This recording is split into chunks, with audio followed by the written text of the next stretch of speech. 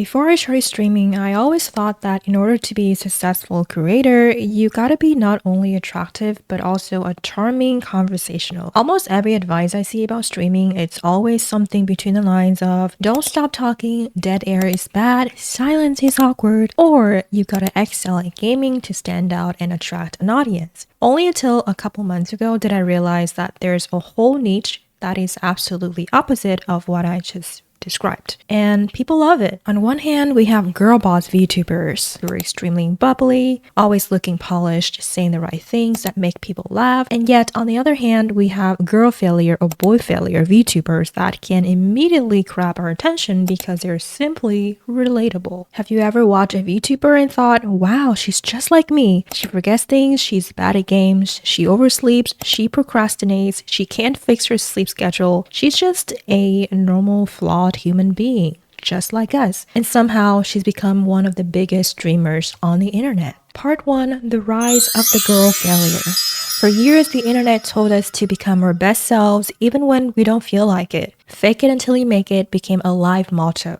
Until one day we decided, actually, today I'd like to watch someone forget where they parsed their brain. After all, we naturally want to look for our tribe, people who share the same values and struggles as we do. If I have to take a guess, I say probably at one point someone or some group of people decided that they're tired of having to be so perfect online, and they just show their truest, most flawed self. And it became like a breath of fresh air for viewers. It is unique, it stands out amongst many other picture-perfect VTubers. Suddenly, watching socially awkward streamers is a lot more entertaining than someone who's always overconfident. Flaws like having scuffed streams, being chaotic and messy, shy and awkward, being bad at games, and being vocal about their mental health issues now become strains and unprecedented personal branding. So why do we find it so comforting to watch relatable or girl failure VTubers? Because perfect people are intimidating. As social creatures, we instinctively compare ourselves to others. Yes, I know comparison is the thief of joy, but a lot of the times I feel like that advice isn't as helpful as it wants to be. Comparing yourselves to others isn't a sign of weakness, it is merely a survival mechanism. Comparison is a natural human tendency. I'm not gonna bore you with the psychological explanation of why we compare ourselves to others, but I am gonna just sum it up. Basically, comparisons aren't necessarily bad. It just depends on how you understand it and look at it. No matter how much we want to deny it, comparing is just a normal thing we do to keep ourselves in check, to catch up with others and make sure that we're not falling behind. For this reason, we tend to compare ourselves upward. Now, seeing perfect people online as idols or motivations to study,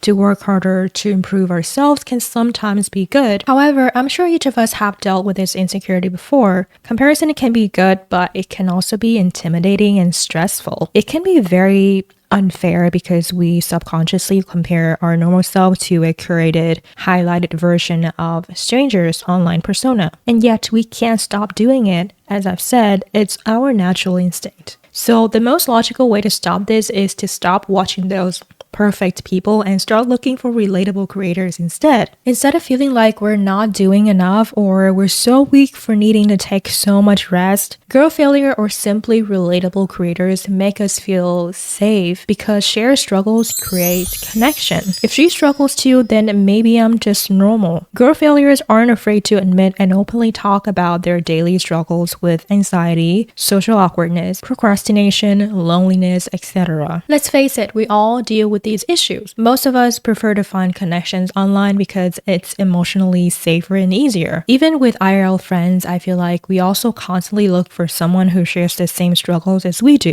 so that we can feel seen and understood. That is why when we grow up, a lot of the time, friends or even couples grow apart since they start seeing things differently. You care and worry about different things and it gets harder to talk to each other. What is a good relationship without the ability to share and understand your daily ups and downs, right? Trying to find people who share the same thoughts as I do is the first incentive that pushed me to be a content creator. We need connections. I need connections.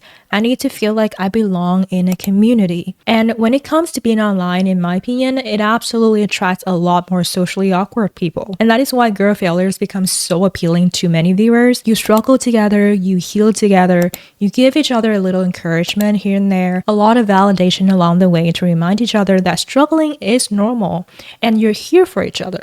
It becomes a parasocial bubble that on the surface can make you feel safe. We've also come to the area of being fed up with social media foolishness. You know, the social media fatigue. I don't know about you, but I am for sure sick of seeing six-pack influencers, productivity gurus, millionaire entrepreneurs tell us we gotta grind more, wake up earlier, and stop wasting our time playing video games. Like, excuse me. We're all exhausted by perfection. So when you hear things like, I woke up at 3 a.m. and forgot to eat, coming from a content creator, you immediately hit the follow button, no second thoughts. Obviously, nothing in life is all sunshine and rainbows. So when does relatability become a problem? It is when audiences start romanticizing dysfunction. When struggle becomes branding, people start expecting chaos, burnout, self-deprecation from creators. This person named Jin Him Sisu said, just saying the girl failure trend has set the bar pretty low. Other VTubers, when they find out I can cook, clean, and take showers daily, no, he's not one of us. Neko Kobai said, girl failure isn't a trend. The people that have problem to fit into society has more chance to getting into streaming and VTubing, aka girl failures. Jin Himitsu EOP said, I don't know, saw at least half a dozen mommy VTubers suddenly do a 180 when a few girl failures started gaining traction.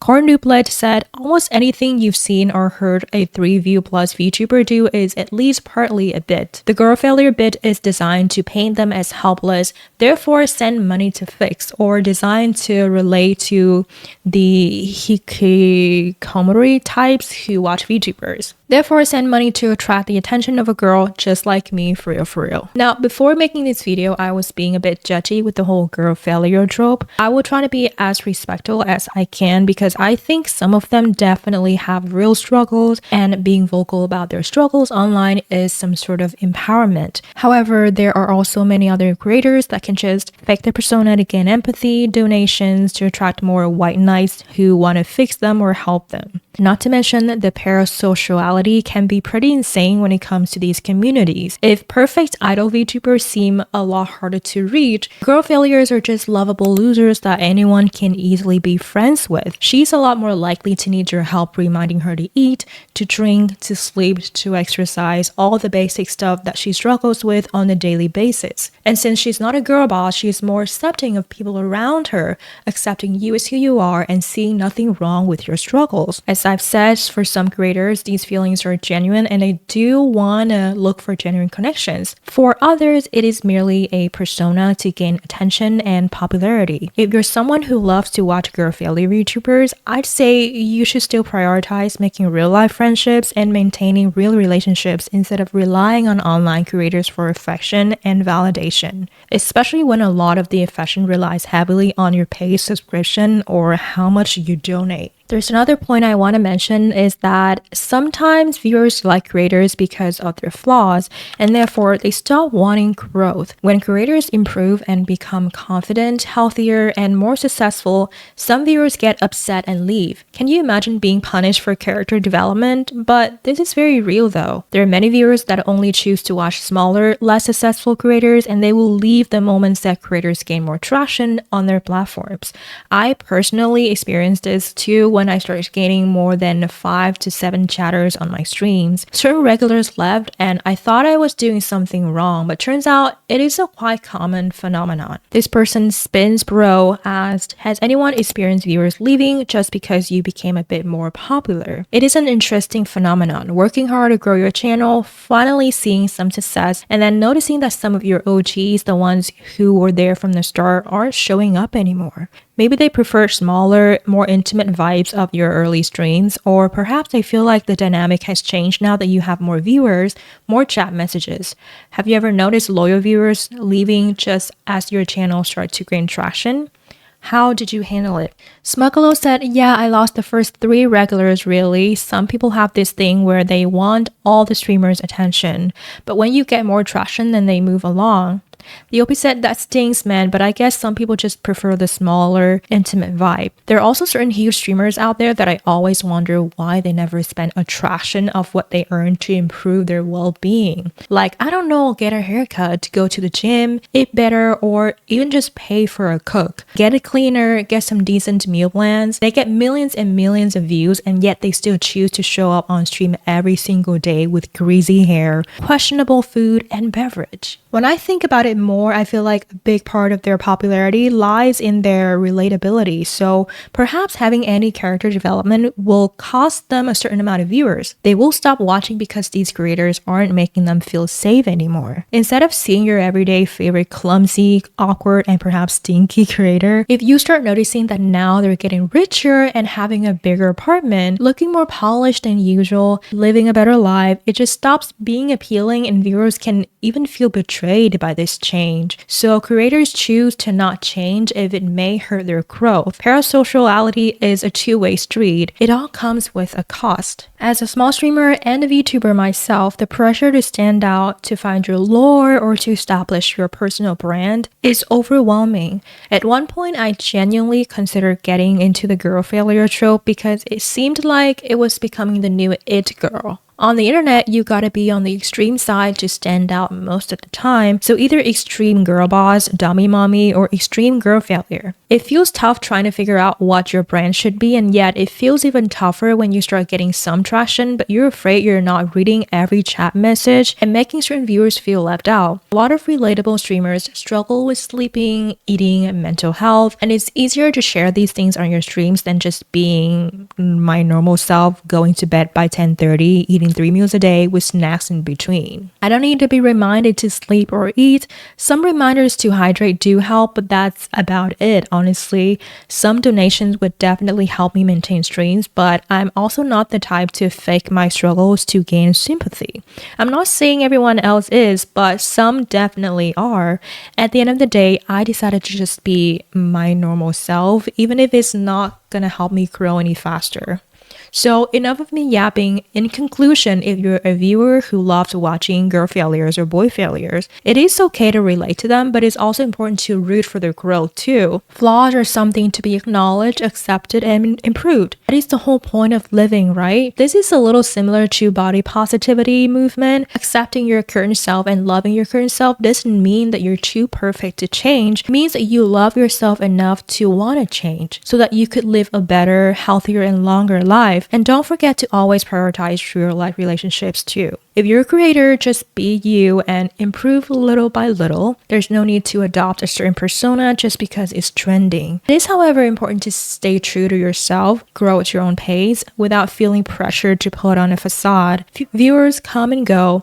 Algorithms suck sometimes, it's just part of it. In my second conclusion, I do want to say that relatable VTubers aren't a bad thing. If anything, they're one of the reasons people can feel less lonely online.